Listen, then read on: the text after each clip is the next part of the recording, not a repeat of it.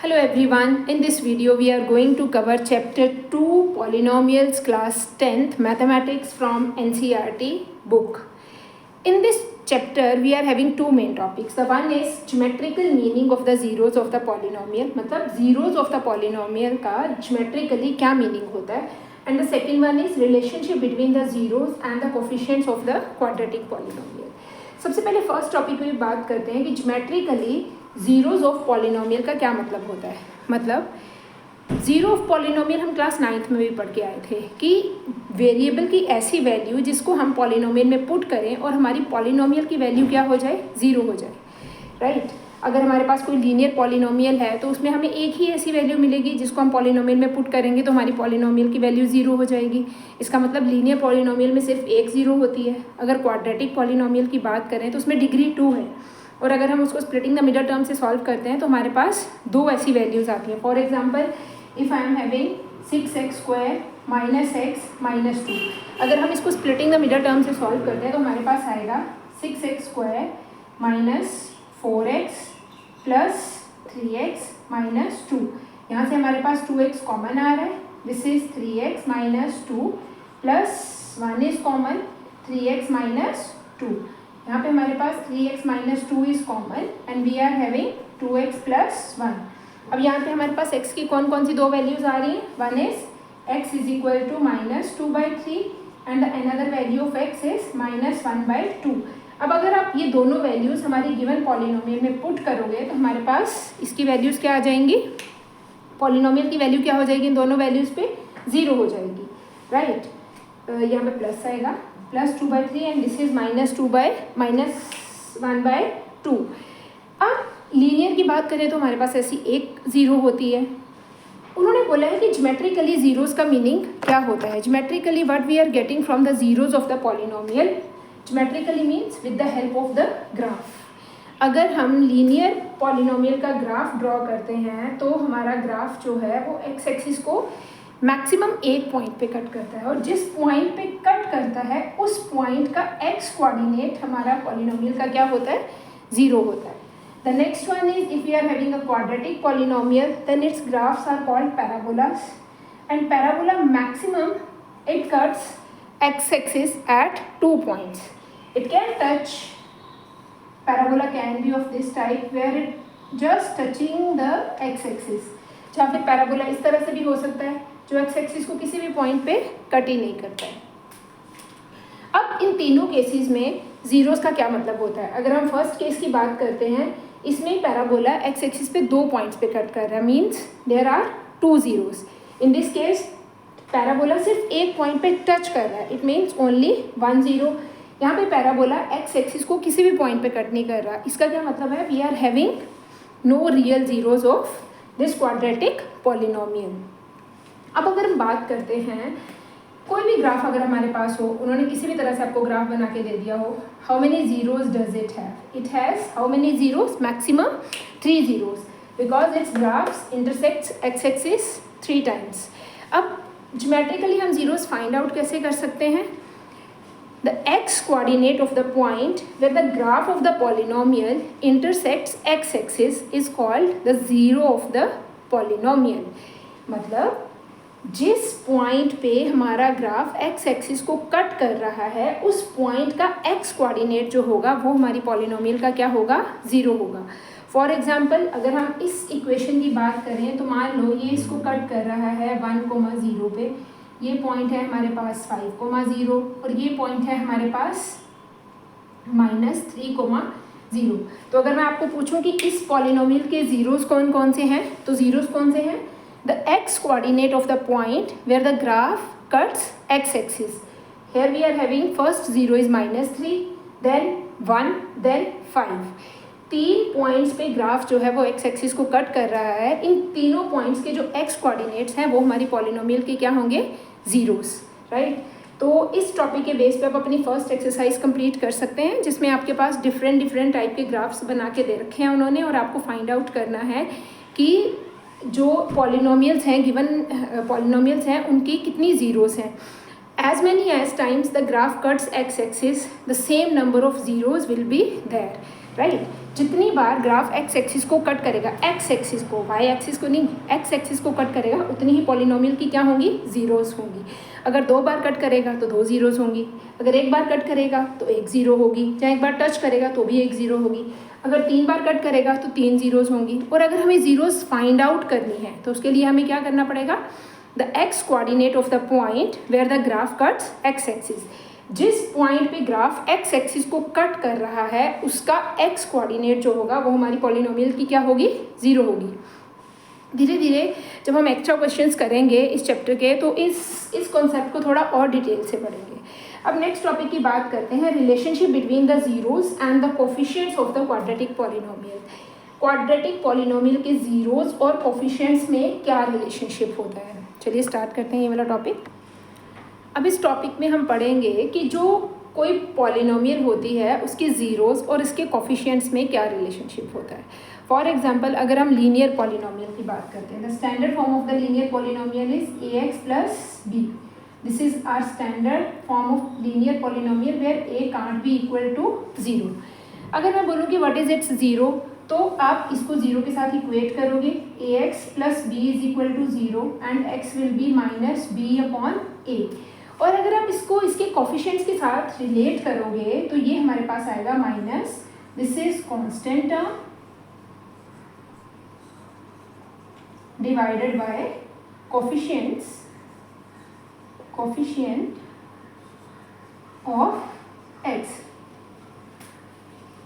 अब हमारे पास अगर लीनियर पॉलिनोमियल की बात करते हैं तो लीनियर पॉलिनोमियल में जो ज़ीरो होती है ना वो डायरेक्टली हमें मिल जाती है किस मेथड से, माइनस, ऊपर हम लिखेंगे minus times constant term divided by coefficient of x and it is applicable everywhere in every linear polynomial. For example if I am having the polynomial like x 2x minus 4, तो अगर मैं बोलूँ आपने इसकी zero निकालनी है तो इसकी ज़ीरो क्या आ जाएगी हमारे पास, माइनस टाइम्स b क्या है, constant term that is minus 4 divided bye coefficient of x that is 2, it gives us minus minus plus 4 divided bye 2। अब इस पॉलिनोमियल की ज़ीरो क्या है, 2 है। आप इसको पुट करके देखने चाहे, this is p 2, this is 2 multiply by 2 minus 4, 0 is 4 minus 4 gives us 0। इसका मतलब अगर हम लीनियर पॉलिनोमियल की बात करते हैं तो लीनियर पॉलिनोमियल के कोफिशिएंट में और ज़ीरोज़ में क्या रिलेशनशिप होता है कि लीनियर पॉलिनोमियल की जो ज़ीरो है वो डायरेक्टली हम इस मेथड से फाइंड आउट कर सकते हैं, minus times constant terms divided by coefficient of x।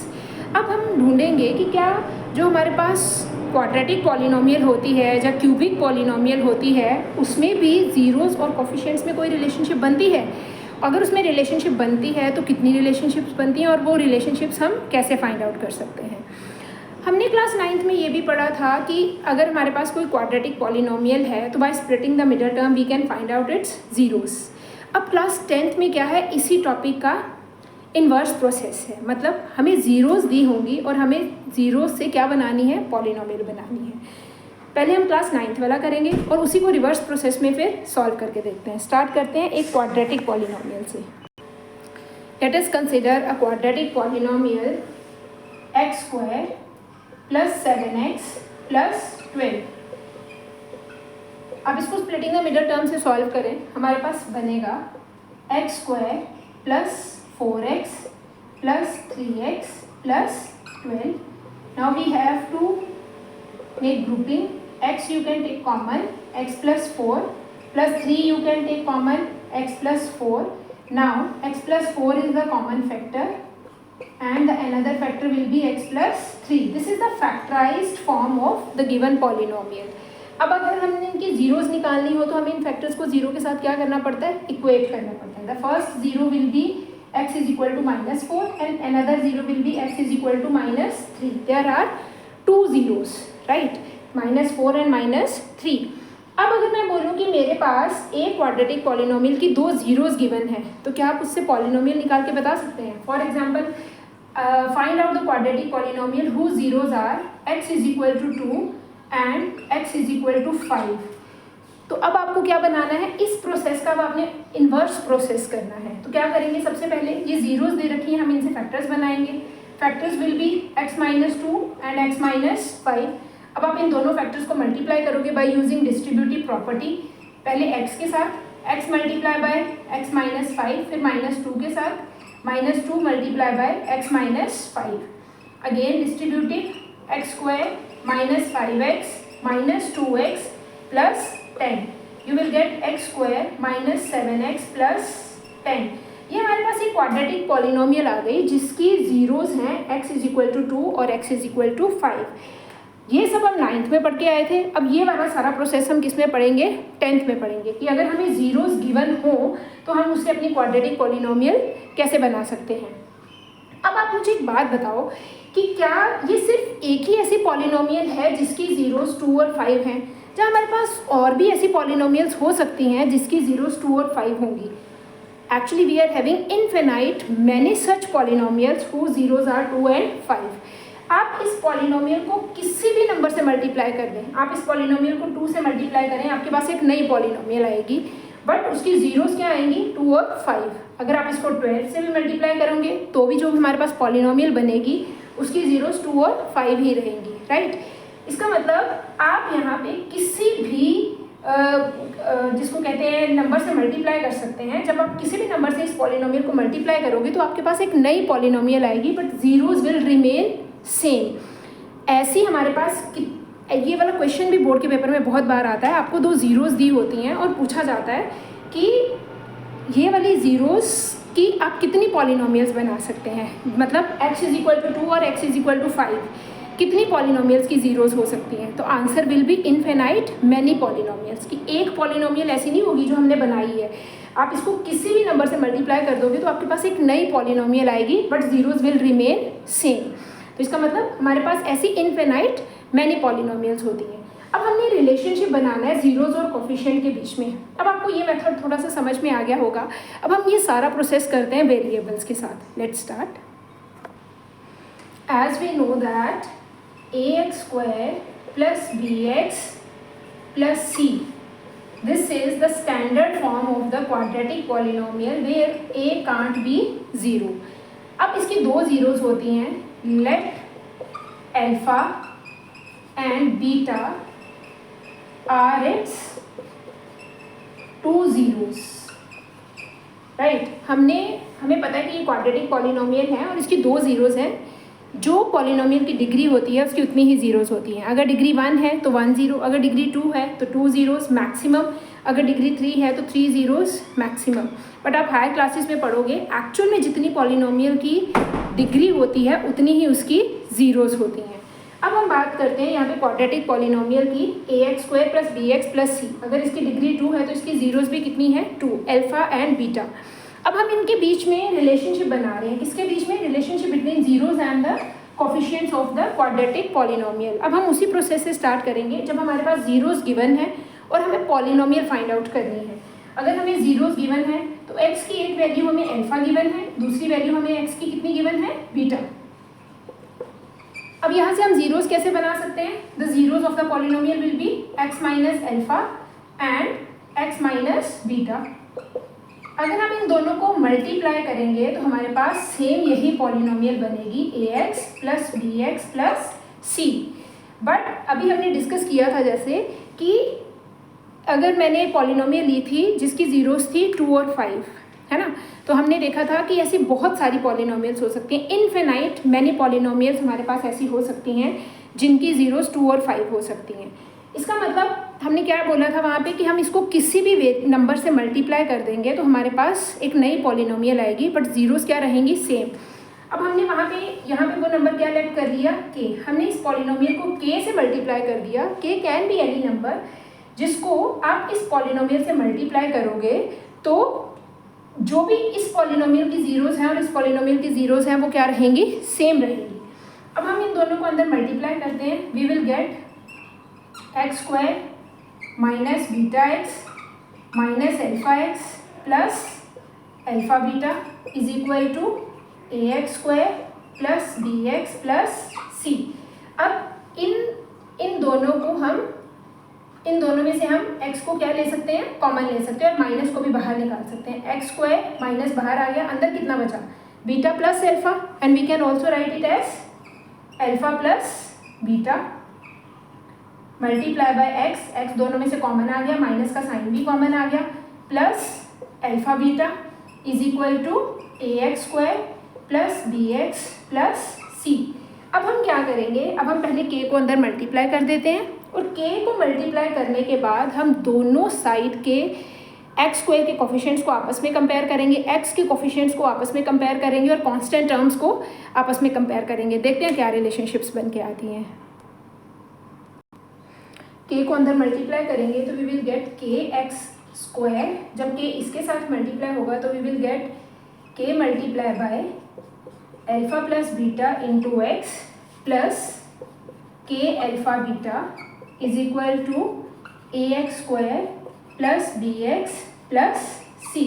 अब हम क्या करेंगे, दोनों साइड पे एक्स स्क्वायर के कोफिशिएंट को एक्स स्क्वायर के साथ कंपेयर करेंगे, एक्स के कोफिशिएंट को एक्स के साथ और कांस्टेंट टर्म को कांस्टेंट टर्म के साथ। Comparing the coefficients of x square, x and constant term, we will get x square का कोफिशिएंट इधर क्या है k और इधर कितना है x। इसका मतलब फर्स्ट हमारे पास क्या रिजल्ट बनेगा, k is equal to a। जब आप सेकेंड को कंपेयर करोगे x के कोफिशिएंट को x के साथ, तो x का कोफिशिएंट यहाँ पे ये पूरा है और यहाँ पे कितना है b, तो हमारे पास क्या आ जाएगा minus k multiply by alpha plus beta is equal to b। और जब आप थर्ड को कंपेयर करोगे कांस्टेंट टर्म को, तो हमारे पास आ जाएगा k alpha beta is equal to c।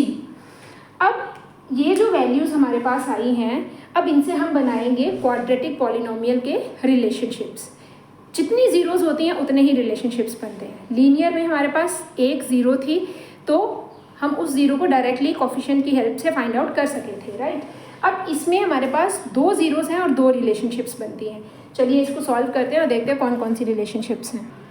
First equation से हमारे पास है कि k और a दोनों इक्वल हैं। सेकेंड इक्वेशन में अगर आप अल्फा प्लस बीटा को इस साइड पे रखोगे, ये ज़ीरोज़ हैं, और k को उस साइड पे ट्रांसपोज करोगे तो we will get b upon minus k. और ये जो माइनस का साइन होता है ये हम कहाँ पे लगाते हैं, न्यूमिनेटर में। अगेन इन दिस केस अगर हम अल्फा इंटू बीटा को एक साइड पे रखेंगे तो we will get c upon k. Now put k is equal to a in both the cases, we will get alpha plus beta is equal to minus b upon a and alpha into beta is equal to c upon a। अब हमारे पास यहाँ पे दो relationships बनते हैं। कौन कौन से रिलेशनशिप्स बन गए, the first relation is sum of zeros and the another relation is product of zeros. Sum of zeros को हम कोफिशिएंट की हेल्प से कैसे निकाल सकते हैं, माइनस बी अपॉन ए। बी क्या है हमारे पास, कोफिशिएंट ऑफ एक्स, और ए क्या है हमारे पास, कोफिशिएंट ऑफ एक्स स्क्वायर।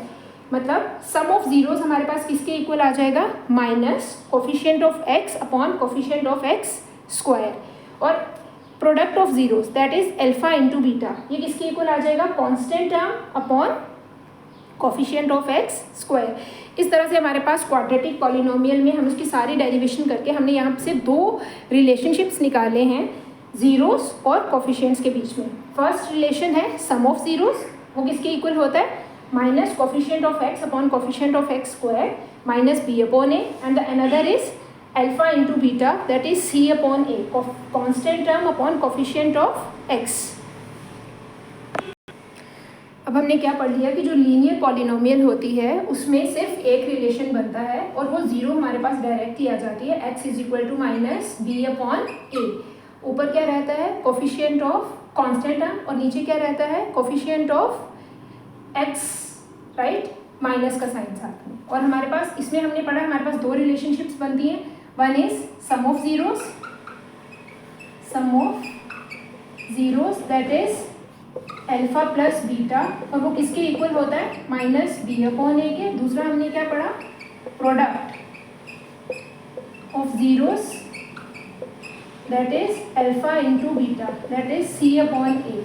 अगर आप दोनों रिलेशनशिप को ध्यान से ऑब्जर्व करोगे तो आपको पता चलेगा कि यहाँ पे देखो हमने एक बार हमारे पास इस तरह से था, हमने b को a से डिवाइड किया और हमारे पास नेगेटिव का साइन बन गया। यहाँ पे हमारे पास अब दो टर्म्स हैं फर्स्ट टर्म के बाद, तो ये जो लीडिंग कोफिशिएंट है ये दोनों के साथ एक एक करके डिवाइड होगा। एक बार आएगा -b/a, एक बार आएगा c/a। नेगेटिव साइन फर्स्ट के साथ, दूसरे के साथ ऑल्टरनेटिव साइन आता है। अब आप क्यूबिक पॉलिनोमियल की बात करोगे तो आपके पास यहाँ पे 3 जीरोस होते हैं, अल्फा, बीटा और गामा, राइट। तो जो रिलेशनशिप्स बनती हैं वो क्या करती हैं, एक बार इसके साथ डिवाइड करोगे आप ए को, दूसरी बार इसके साथ डिवाइड करोगे, थर्ड टाइम इसके साथ डिवाइड करोगे, तो 3 रिलेशनशिप्स आएंगी। One is -b/a, first is always negative, second is c/a and third is d/a। अब इनके रिलेशंस के क्या क्या नेम्स होते हैं। First is sum of zeros, alpha plus beta plus gamma. Another one is जो लास्ट वाला होता है that is always product of zeros, that is d/a। This is alpha into beta into gamma. और ये जो second relation होता है वो क्या होता है, sum of zeros taken 2 at a time, that is alpha beta plus beta gamma plus gamma alpha. There are 3 relationships in the cubic polynomial. अगर आप बाई क्वाड्रेटिक की बात करोगे तो आपके पास कितनी रिलेशनशिप्स बनेंगी, 4। अब हम चलते हैं एक्सरसाइज पे, exercise 2.1 of NCERT mathematics. This is the first question from exercise 2.2 chapter 2. Find the zeros of the following quadratic polynomials and verify the relationship between the zeros and the coefficients. सबसे पहले तो आपने जो भी आपके पास quadratic polynomial given होगी उसकी zeros निकालनी है, फिर आपने दोनों रिलेशनशिप्स कौन कौन से, sum of zeros and product of zeros verify करके देखने हैं हर एक क्वाड्रेटिक इक्वेशन पे। स्टार्ट करते हैं फर्स्ट क्वेश्चन से। This is our given quadratic polynomial, इसको हम स्प्लिटिंग द मिडल टर्म से सॉल्व करेंगे। मिडल टर्म है हमारे पास -2x। आपने सबसे पहले चेक करना है कि क्या क्वाड्रेटिक पॉलिनोमियल में तीनों टर्म्स प्रेजेंट हैं। अगर तीनों टर्म्स प्रेजेंट है तभी हम स्प्लिटिंग द मिडल टर्म कर सकते हैं, अदरवाइज हम नहीं कर सकते, हमें किसी और मेथड से उसकी जीरोस फाइंड आउट करनी पड़ेगी। अब यहाँ पे तो हमारे पास तीनों टर्म्स प्रेजेंट थी और हमें ये भी ध्यान रखना होता है कि क्या ये तीनों टर्म्स प्रॉपर ऑर्डर में लिखी गई हैं। Firstly leading coefficient with the highest power, then x, then constant term. Splitting the middle term करते हैं, x² माइनस 8 की प्राइम फैक्टराइजेशन होती है 2 into 2 into 2, 4 and 2, 4x plus 2x minus 8। यहाँ से x कॉमन आ गया, x माइनस 4, यहाँ से 2 कॉमन आ गया, x minus 4, x minus 4 is common factor और यहाँ से हमारे पास another factor is x plus 2। अब हम यहाँ से जीरोस कैसे निकालते हैं, इनको जीरो के साथ इक्वेट करके। जब आप फर्स्ट x माइनस 4 को जीरो से इक्वेट करोगे तो आपके पास जीरो आएगी, x इज इक्वल टू 4। और जब आप x प्लस 2 को जीरो के साथ इक्वेट करोगे तो आपके पास जीरो आएगी -2। अब हम एक जीरो को कंसिडर कर लेते हैं alpha is equal to 4 and beta is equal to -2। कौन कौन से दो रिलेशनशिप्स थे, फर्स्ट इज सम ऑफ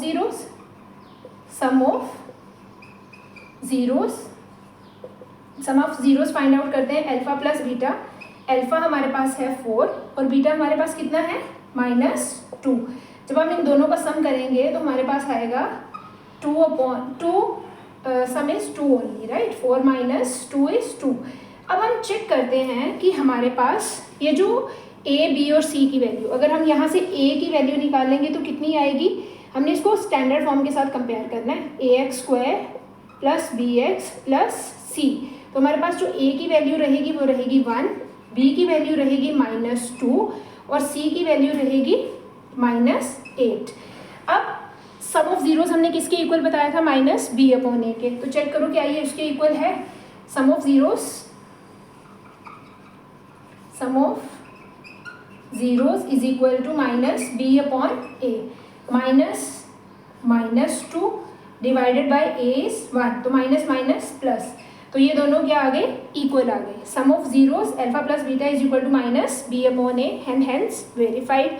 अब हम चेक करेंगे product of zeros. Product of zeros के लिए हमें क्या चाहिए, अल्फा इंटू बीटा।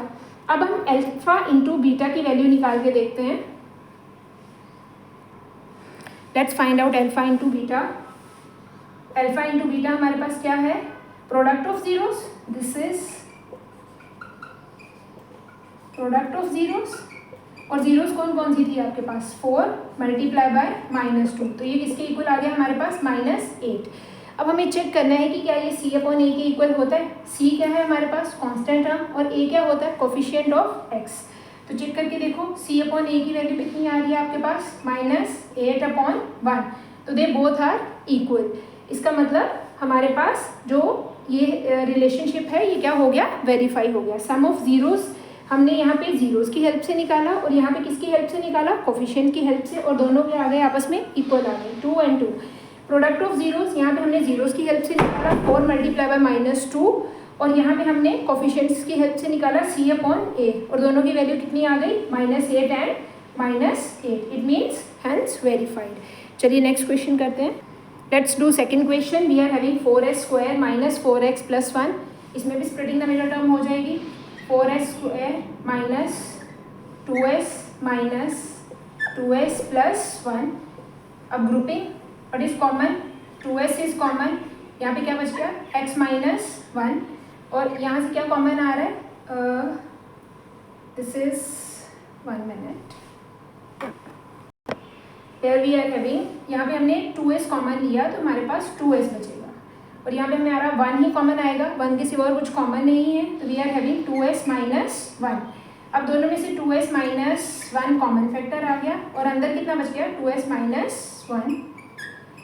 अब यहाँ पे हमारे पास जो जीरोस आएंगी क्या क्या आएंगी, फर्स्ट जब 2s - 1 को आप 0 से इक्वेट करोगे तो आपके पास जो s की वैल्यू आएगी वो आएगी 1/2। अब दूसरी जीरो भी सेम ही है, ये भी 2s - 1 है और ये भी 2s - 1 है, इसका मतलब दोनों जीरोस क्या रहेंगी, सेम रहेंगी। s की एक वैल्यू भी 1/2 और दूसरी वैल्यू भी 1/2। अल्फा कितना आ गया हमारे पास, 1/2, और बीटा भी कितना आ गया हमारे पास, 1/2। एनसीईआरटी में थोड़े से क्वेश्चंस हैं बट सारे क्वेश्चंस अलग हैं, हर क्वेश्चन में आपको कुछ नया सीखने को मिलेगा। अब यहाँ पे निकालते हैं sum of zeros, sum of zeros that is 1/2 plus 1/2, it gives us 2/2 which is equal to 1। अब चेक करते हैं कि ये -b/a के इक्वल है, -b/a। अब हमारे पास यहाँ पे a b c की क्या वैल्यू है, a हमारे पास 4 है, b हमारे पास -4 है, और c हमारे पास कितना है, 1 है।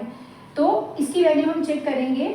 सम ऑफ जीरोस हमारे पास होता है alpha plus beta is equal to -b/a।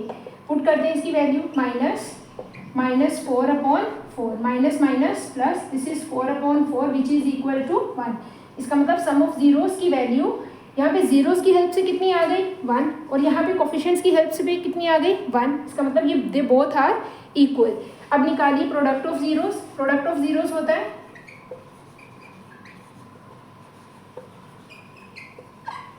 that is 1/2 multiply by 1/2 which is equal to 1/4। Check करो कि क्या ये c अपॉन a के इक्वल है। c हमारे पास कितना है, 1, और a कितना है, 4, तो ये हमारे पास equal to c upon a है, right.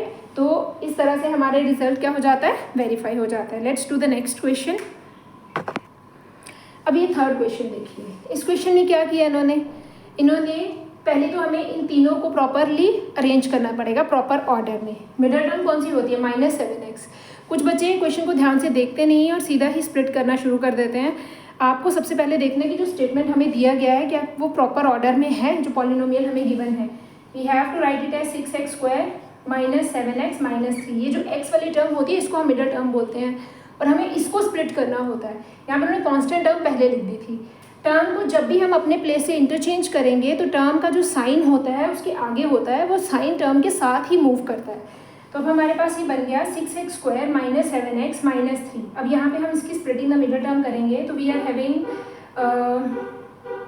9 and 2, 6x² - 9x plus 2x - 3। अब यहाँ से हमारे पास क्या कॉमन आ रहा है, we are having 3x common, we are having 3x common and what is left 2x minus 3। यहाँ पे हमारे पास दोनों में सिर्फ 1 कॉमन है, दिस इज 2x minus 3। अब दोनों में से 2x minus 3 कॉमन आ रहा है, और यहाँ पे कितना बच गया हमारे पास 3x plus 1। यहाँ पे एक जीरो हमारे पास आ जाएगी, 2x minus 3 is equal to 0 and the another is 3x plus 1 is equal to 0। यहाँ से एक ज़ीरो आ जाएगी 3/2 और दूसरी ज़ीरो आ जाएगी -1/3। अल्फ़ा को आप कंसिडर कर लो 3/2 और बीटा की वैल्यू आप कंसिडर कर लो -1/3। बाकी का क्वेश्चन मैं यहाँ पे करती हूँ। अब हमारे पास दो ज़ीरोज़ आ गई। अब हमने क्या निकालना है, sum of zeros. Sum of zeros निकालने से पहले आप ए बी सी की वैल्यू निकालो। ए कितना है हमारे पास 6, कोफिशिएंट ऑफ x स्क्वायर होता है। बी कितना है हमारे पास -7 और सी कितना है हमारे पास -3। अब निकालते हैं sum of zeros. Sum of zeros हमारे पास है, दो ज़ीरोज़ कौन कौन से हैं, 3/2 एंड अनदर ज़ीरो इज़ +-1/3। अगर आप इन दोनों का एलसीएम लोगे तो एलसीएम कितना आएगा 6। ये 3 इधर मल्टीप्लाई, 2 इधर मल्टीप्लाई, 3 3 ज़ा 9 +-2 इट गिव्स अस 7/6। चेक करो कि क्या ये हमारे पास -b/a के इक्वल बन रहा है। अब -b/a की वैल्यू हमारे पास क्या है, कोफिशिएंट की हेल्प से निकालना है। ये हमने जीरोस की हेल्प से निकाला है, अब कोफिशिएंट की हेल्प से निकालो। -7/6 this is equal to 7/6। They both are equal, hence verified. अब निकालिए product of zeros. Product of zeros is 3/2 multiply by -1/3। ये कट गया हमारे पास, दिस इज -1/2। चेक करो ये c/a के इक्वल आ रहा है। c कितना है, c/a, c हमारे पास है -3 और a हमारे पास है 6, तो इसकी वैल्यू भी कितनी आ गई -1/2। हमने यहाँ पे कोफिशिएंट्स की रूट्स की जीरोस की हेल्प से निकाला और यहाँ पे हमने किसकी हेल्प से निकाला, कोफिशिएंट की हेल्प से। तो दोनों की वैल्यू कितनी आ गई -1/2 and -1/2। They both are equal, it means hence verified. Now let's do this one question. आगे नेक्स्ट दोनों क्वेश्चंस बहुत इंपॉर्टेंट है और दोनों क्वेश्चंस थोड़े से डिफरेंट भी हैं। अगर आप इन दोनों नेक्स्ट क्वेश्चंस को देखोगे तो दोनों क्वेश्चंस में हमारे पास सिर्फ दो टर्म्स हैं दोनों क्वाड्रेटिक। इसमें हमारे पास फर्स्ट टर्म है, सेकंड टर्म है और कांस्टेंट नहीं है। इसमें हमारे पास फर्स्ट टर्म है, सेकंड टर्म नहीं है टी वाली, और कौन सी टर्म है, कांस्टेंट है। अब इन दोनों पॉलिनोमियल्स में क्वाड्रेटिक में आप स्प्लिटिंग द मिडल टर्म तो नहीं कर सकते। अगर हम स्प्लिटिंग द मिडल टर्म नहीं कर सकते तो फिर हम इनकी ज़ीरोस कैसे निकालेंगे। सबसे पहले तो इस पार्ट पे फोकस करो। इस पार्ट में दोनों टर्म्स में कुछ ना कुछ कॉमन है। अगर दोनों में कुछ ना कुछ कॉमन हो तो हम कॉमन फैक्टर को बाहर निकाल के सिंपली इसकी फैक्टराइजेशन कर सकते हैं, बट यहाँ पे तो कुछ भी कॉमन नहीं है, इसको किसी और तरह से करना पड़ेगा। पहले हम इस पार्ट को करते हैं। दोनों में से क्या कॉमन आ रहा है, 4u, और अंदर कितना बच गया, u+2। तो यहाँ पे हमारे पास इसकी इसके फैक्टर्स आ गए हमारे पास 4u एंड u+2। अब हम इनको सिंपली जीरो के साथ इक्वेट करेंगे तो हमारे पास जीरोज आ जाएंगे। 4u इज इक्वल टू 0 और दूसरी जीरोज आ जाएगी हमारे पास u+2 इज इक्वल टू 0। एक जीरो आ गई 0.4 और दूसरी जीरो आ गई u is equal to -2। 0 point something gives us 0 and this is u is equal to -2। अब हमारे पास यहाँ पे अल्फा की वैल्यू हमने ले ली 0 और बीटा की वैल्यू हमने ले ली -2। अब यहाँ से आप ए बी सी की भी वैल्यूज़ निकालोगे तो आपके पास क्या आएगी, what is the value of a is 4, b is 8 और कांस्टेंट टर्म हमारे पास है नहीं है, सी विल बी 0। अब निकालते हैं हम सम ऑफ जीरोस।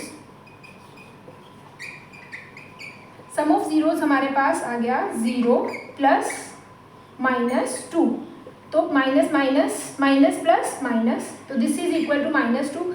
अब निकालो अल्फा प्लस बीटा की value with the help of coefficients, -b/a minus this is 8 upon a is 4, this is equal to -2, और दोनों क्या आ गए हमारे पास, इक्वल आ गए।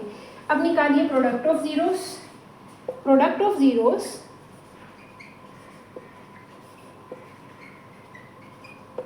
That is alpha into beta. अब अल्फा कितना है हमारे पास, 0 multiply by -2, 0 multiply by anything gives us 0, और कोफिशिएंट की हेल्प से क्या वैल्यू होती है, c/a constant term upon coefficient of x leading coefficient, that is c is 0 and a is 4, 0 point something is 0, they both are equal. If they are equal means hence verified. Is it clear. यहाँ पे भी हमने, ये question थोड़ा सा different भी है और इम्पॉर्टेंट भी है क्योंकि इसमें स्प्लिटिंग द मिडल टर्म नहीं होगी और इसमें सिर्फ दोनों टर्म्स में जो कॉमन है उसको बाहर निकाल लेंगे और फिर उसको 0 के साथ इक्वेट कर देंगे। अच्छा, अब यहाँ पे ना इस क्वेश्चन में कुछ बच्चे एक गलती करते हैं, वो जब इसको 0 के साथ इक्वेट करते हैं तो यहाँ पे 4u को 0 के साथ जाके डिवाइड कर देते हैं। बच्चे एक चीज़ ना अपने मैथ्स में हमेशा ही याद रखनी है, चाहे आपको पढ़ाई जाए चाहे आपको नहीं पढ़ाई जाए, but this concept is very very important कि हम वेरिएबल को कभी भी दूसरी साइड पे जाके डिनोमिनेटर में डिवाइड नहीं कर सकते। क्यों नहीं कर सकते कि वेरिएबल की जो वैल्यू है वो 0 भी हो सकती है, और यहाँ पे अगर आप 0/0 करोगे तो वो 0/0 फॉर्म बन जाएगी जो कि अनडिफाइंड फॉर्म होती है। तो वेरिएबल वाली टर्म तो कभी भी दूसरी साइड पे जाके मल्टीप्लाई नहीं होती है। अगर दो नंबर्स का प्रोडक्ट 0 के इक्वल बन रहा है, दो फैक्टर्स का प्रोडक्ट 0 के इक्वल बन रहा है, तो इसका मतलब या तो ये 0 है या फिर ये 0 है। हमने दोनों को एक एक करके 0 के साथ इक्वेट करना है, right.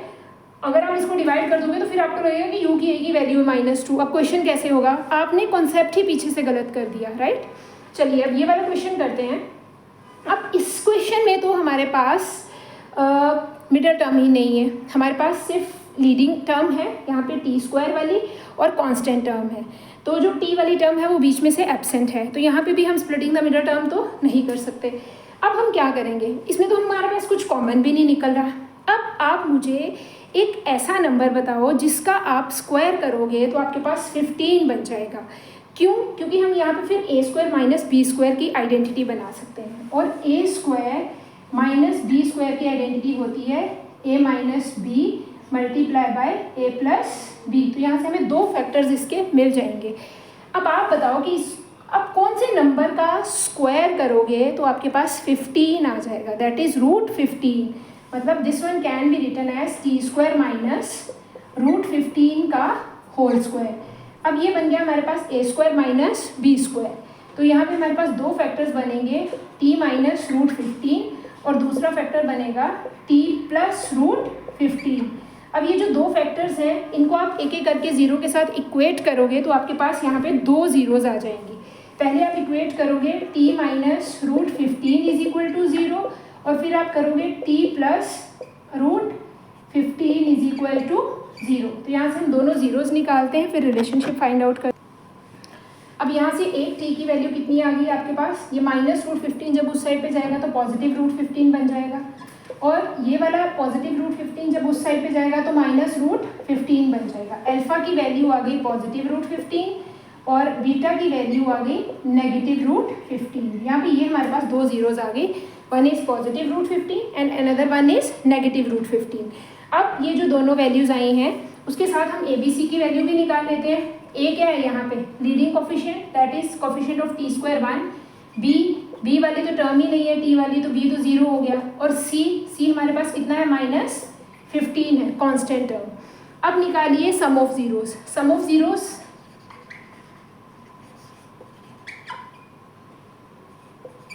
That is alpha plus beta. यहाँ पे आ गया √15। पहले तो हम निकालेंगे रूट्स की हेल्प से, प्लस -√15। तो ये दोनों नंबर सेम है, आंसर कितना आ जाएगा, 0। अब निकालो -b/a की हेल्प से, कोफिशिएंट्स की हेल्प से, 0/a that is 0/1 which is equal to 0। They both are equal, right. अब लिखो प्रोडक्ट ऑफ ज़ीरोज़।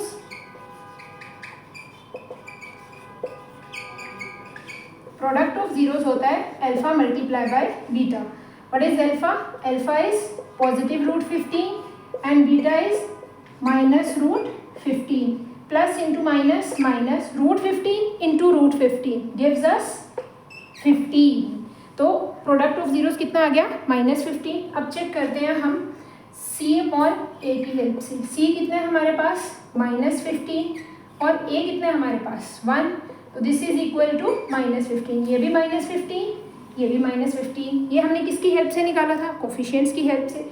ये हमने किसकी हेल्प से निकाला है, ये हमने निकाला है ज़ीरोज़ की हेल्प से, और ये हमने किसकी हेल्प से निकाला है, कोफिशिएंट की हेल्प से। और हमें पता है कि सम ऑफ ज़ीरोज़ b/a के इक्वल होता है, प्रोडक्ट ऑफ ज़ीरोज़ c/a के इक्वल होता है। हमें इन क्वेश्चंस में वेरीफाई करना था कि अलग अलग इक्वेशंस में क्या ये सारी इक्वेशंस में ये रिजल्ट ट्रू होता है। Let's do the second question of exercise 2.2। Second question is find the quadratic polynomial each with the given numbers as the sum and the product of its zeros। अब हमें यहाँ पे दो numbers given दे रखे हैं। एक नंबर है जो उन्होंने दे रखा है वो क्या है, क्वाड्रेटिक पॉलिनोमियल के ज़ीरोज़ का सम है, और जो दूसरा दे रखा है वो क्या है, हमारे पास प्रोडक्ट है। अब अगर हमने जब इनिशियली इनके रिलेशनशिप को प्रूव किया था तो वहाँ पे हमने एक डेरिवेशन करी थी। क्या डेरिवेशन बनाई थी कि अल्फ़ा और बीटा, अगर हमारे पास एक क्वाड्रेटिक पॉलिनोमियल के दो ज़ीरोज़ हैं तो हम यहाँ से क्वाड्रेटिक पॉलिनोमियल कैसे निकाल सकते थे, x minus alpha multiply by x minus beta करके, राइट। और दूसरी साइड पे हमारे पास पॉलिनोमियल बनी थी ax² plus bx plus c।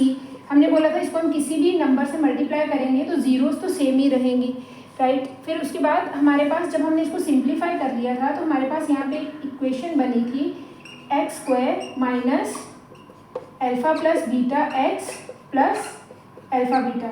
आप वीडियो को पीछे रिवर्स करके भी चेक कर सकते हैं कि ये चीज़ कैसे बनाई थी हमने, ax plus ax² plus bx plus c।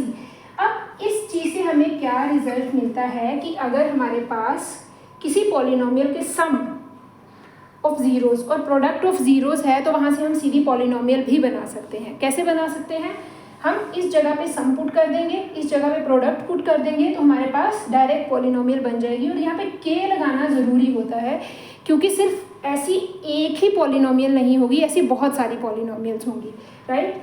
तो हमारे पास अगर किसी भी पॉलिनोमियल के सम और प्रोडक्ट दिए हैं तो हम वहाँ से डायरेक्ट पॉलिनोमियल कैसे बना सकते हैं, के मल्टीप्लाई बाय x² माइनस यहाँ पे क्या आ जाएगा, sum of zeros multiply by x plus product of zeros, product of zeros. तो इसको हम शॉर्ट फॉर्म में इस तरह से भी लर्न करवा देते हैं बच्चों को कि you can write it as k x² minus sx plus p, where s stands for sum and p stands for product. अब s की जगह पे सम को पुट करेंगे और p की जगह पे प्रोडक्ट को पुट करेंगे। इनको पुट करने के बाद आपके पास जो भी पॉलिनोमियल आएगी उसको थोड़ा सिंप्लीफाई करके हम अपनी प्रॉपर इक्वेशन बनाएंगे, अपनी पॉलिनोमियल बनाएंगे। चेक करते हैं कैसे। अब देखो इस क्वेश्चन में उन्होंने हमें सम और प्रोडक्ट पहले से ही गिवन दे रखा है, पर बोर्ड के पेपर में कई बार ऐसे भी क्वेश्चंस आते हैं जहाँ पे हमें सम और प्रोडक्ट ना देके ज़ीरोज़ गिवन होती हैं, और अगर हमें ज़ीरोज़ गिवन होती हैं तो वहाँ से हम सम और प्रोडक्ट पहले निकालते हैं फिर इस प्रोसेस तक आते हैं, राइट। अब हमें सम कितना दे रखा है, सम कितना दे रखा है, sum of zeros that is alpha plus beta की वैल्यू कितनी दे रखी है 1/4 और अल्फ़ा इंटू बीटा। प्रोडक्ट कितना दे रखा है हमारे पास, प्रोडक्ट इज -1। और हम ये जब सम और प्रोडक्ट दिया होता है तो हम इक्वेशन कैसे बना सकते हैं कि उन्होंने बोला ना फाइंड द क्वाड्रेटिक पॉलिनोमियल, तो क्वाड्रेटिक पॉलिनोमियल कैसे बनेगी, द रिक्वायर्ड क्वाड्रेटिक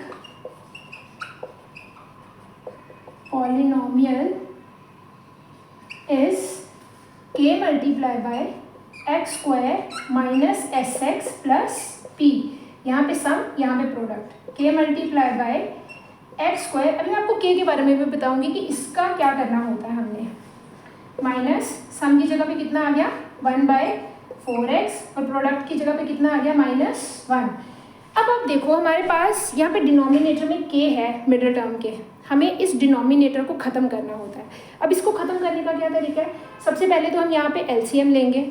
एलसीएम लेने के बाद हमारे पास यहाँ पे अगर हम 4 एलसीएम लेते हैं तीनों टर्म्स का तो हमारे पास ये 4 से मल्टीप्लाई हो जाएगा 4x² माइनस x माइनस 4। अब इस 4 को ख़त्म करने के लिए k को हम अपनी मर्ज़ी से 4 ले लेते हैं। आप k को कुछ भी ले सकते हो, आप k को 8 भी ले सकते हो तब भी 4 ख़त्म हो जाएगा, आप k को 16 भी ले सकते हो तब भी 4 ख़त्म हो जाएगा। मतलब हमें किसी तरह से डिनोमिनेटर को यहाँ पे क्या करना है, डिज़ोल्व करना है इसी इक्वेशन, इसी पॉलिनोमियल के अंदर। तो क्या करना पड़ेगा, हमें k की कोई वैल्यू लेट करनी पड़ेगी। तो लेट कर लिया हमने यहाँ पे, let k is equal to 4। तो ये हमारे पास बन गया 4x² minus x minus 4 divided by 4 से 4 कट हो गया तो हमारे पास पॉलिनोमियल क्या आ गई, 4x² minus x minus 4। This is the required polynomial. जब भी हमारे पास डिनोमिनेटर में कुछ बच जाता है तो उसके अकॉर्डिंग हम k की वैल्यू एडजस्ट कर लेते हैं। k की वैल्यू से उसकी ज़ीरोज़ में कोई फ़र्क नहीं पड़ता, इसलिए हम k की वैल्यू इस तरह से एडजस्ट करते हैं कि हमारा डिनोमिनेटर जो है वो डिज़ोल्व हो जाए, डिनोमिनेटर ख़त्म हो जाए। चलिए चेक करते हैं नेक्स्ट क्वेश्चन। अब इस पार्ट में देखो हमें सम ऑफ जीरोस कितना दे रखा है √2 और प्रोडक्ट ऑफ जीरोस कितना दे रखा है 1/3। सम मीन्स s दे रखा है हमें √2 और प्रोडक्ट p दे रखा है हमें 1/3। तो पॉलिनोमियल कैसे लिखते हैं k multiply bye x² minus sx plus p। Values put करते हैं। k कितना है, k अभी हमारे पास है नहीं है, x² माइनस √2x प्लस 1/3। अब यहाँ पे भी डिनोमिनेटर हमारे पास इस टर्म में डिनोमिनेटर 3 है। अब हमें इसको ख़त्म करना है। हमें क्या करना पड़ेगा, सबसे पहले तो हमें एलसीएम लेना पड़ेगा। एलसीएम हमने ले लिया 3, ये आ गया 3x²। अब ये 3 इस टर्म से भी मल्टीप्लाई हो जाएगा 3√2x प्लस 1।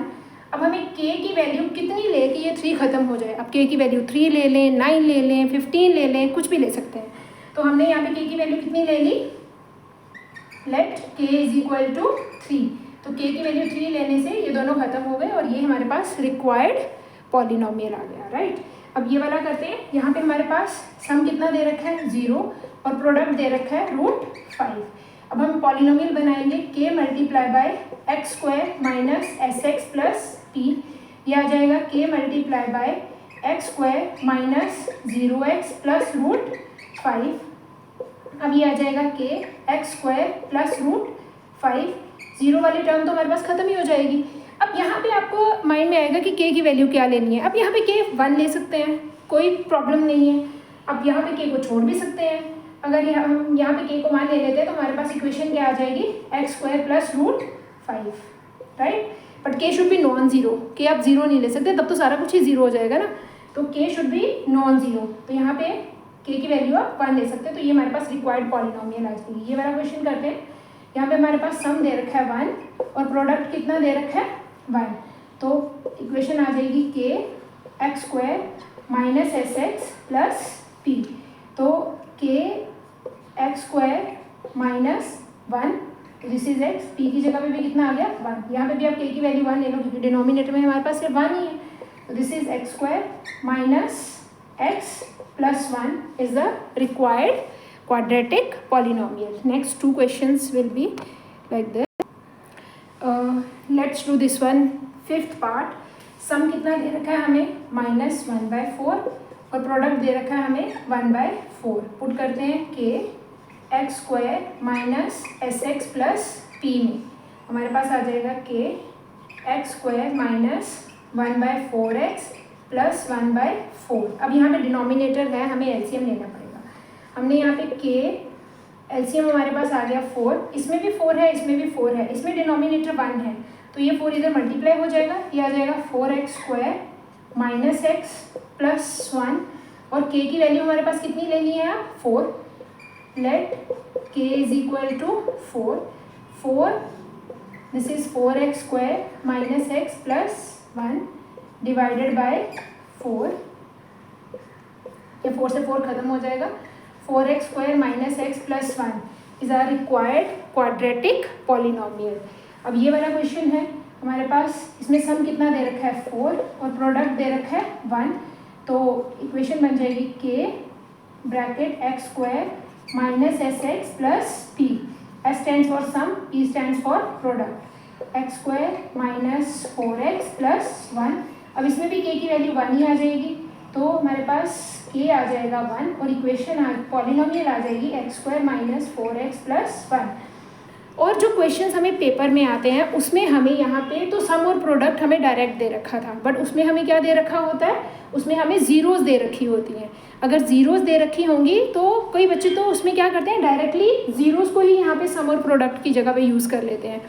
अगर हमें ज़ीरोज़ दे रखी हैं तो हमें सम और प्रोडक्ट पहले निकालना है, फिर उसके बाद हमें ये वाला मेथड अप्लाई करना है, इस फॉर्मूला को अप्लाई करना है, जिससे हम डायरेक्टली ज़ीरोज़ की हेल्प से अपनी क्वाड्रेटिक पॉलिनोमियल फाइंड आउट कर सकते हैं।